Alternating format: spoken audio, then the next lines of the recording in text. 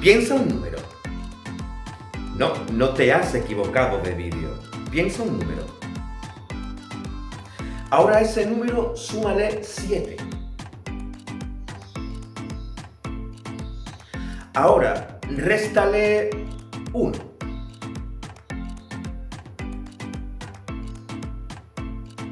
Ahora réstale 3. Súmale 2. Y ahora súmale 5.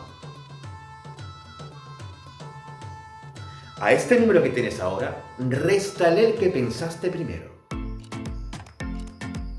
Y la solución te dará 10.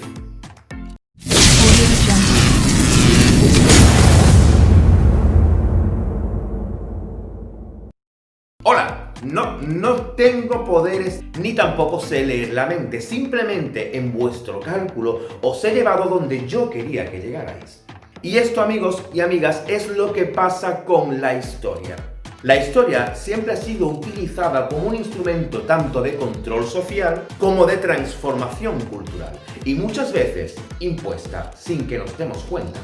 ¿Es fiable la historia entonces? Vamos a verlo. La historia siempre ha sido utilizada cuando y como conviene, sobre todo por las partes dirigentes de las naciones a lo largo de todos los tiempos. Siempre la historia se ha llegado incluso a manipular o no manipular, sino simplemente coger aquellos elementos que interesaban para cuestiones, por ejemplo, como la creación de una identidad nacional durante los nacionalismos, la creación de una identidad cultural, moral o un discurso político.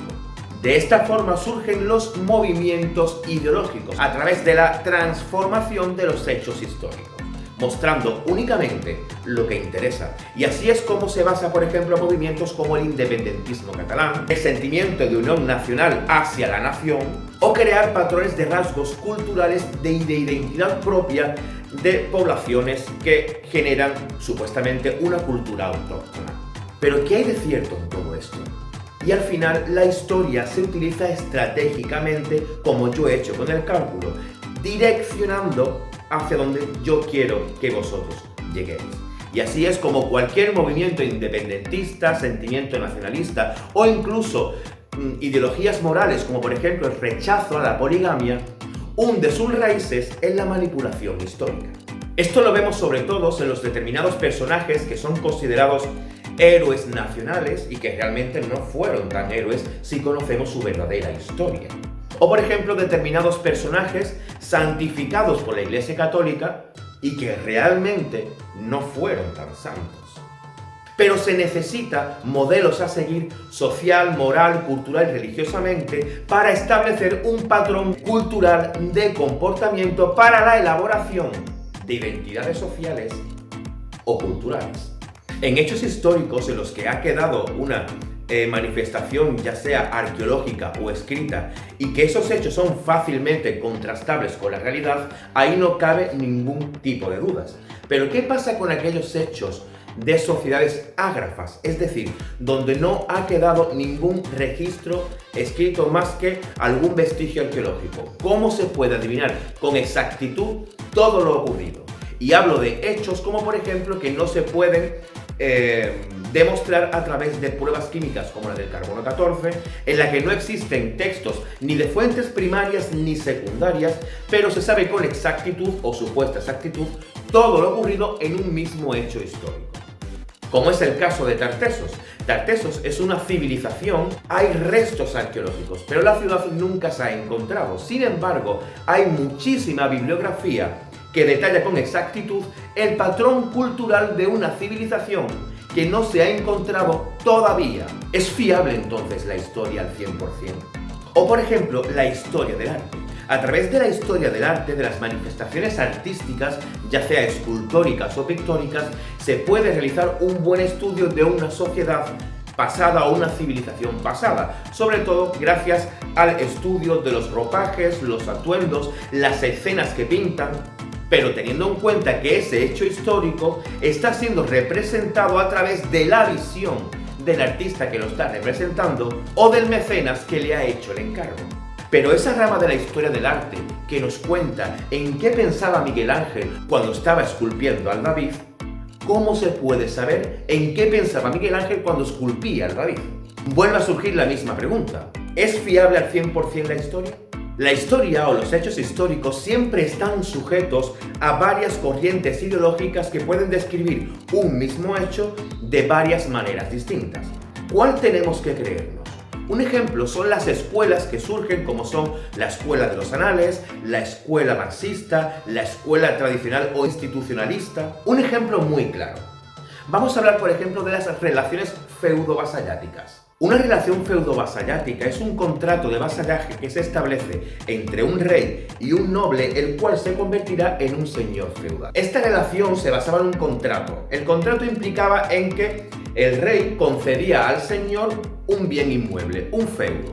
Un feudo era un conjunto de tierras, podía tener un castillo, podía tener poblaciones y sus habitantes. A cambio, el señor feudal le debía respeto, apoyo y ayuda cada vez que el rey lo solicitase. Y a cambio el rey tenía que mantener económicamente tanto al señor feudal como a su familia. ¿Cómo lo hacía? Concediéndole el feudo. Bien, pues sobre un hecho tan simple existen tres versiones distintas y supuestamente las tres son oficiales. Tenemos la visión clásica o institucionalista, la cual dice que las relaciones feudo-vasalláticas no es más que una relación recíproca entre un rey y un señor. Es decir, se trata de una relación político-jurídico-administrativo. Pero luego tenemos también la visión marxista, la cual no nombra ni siquiera al rey, sino que dice que las relaciones feudo-vasalláticas fue un modo de producción en el que los siervos trabajaban unas tierras de las que realmente quien se aprovechaba era el señor, por lo cual se trata de un sistema o base económico, el feudal, que se establece entre el esclavismo y el capitalismo. Y luego tenemos la visión de la escuela de los anales, la cual dice que las relaciones feudo-vasalláticas son la suma de la visión clásica o institucionalista y la visión marxista. ¿Cuál de las tres tenemos que creernos? ¿Cuál es la verdadera? Cada vez que consultamos una obra histórica tenemos que tener muy en cuenta varias cosas.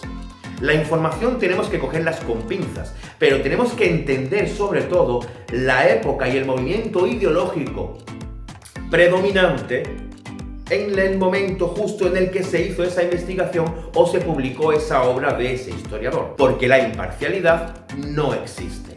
Otro ejemplo es, y que podemos observar, de que la historia sobre la mujer que se escribía hace 50 años no es la misma historia sobre la mujer que se escribe hoy en día con la ideología de género tan candente como tenemos en la actualidad en nuestras culturas.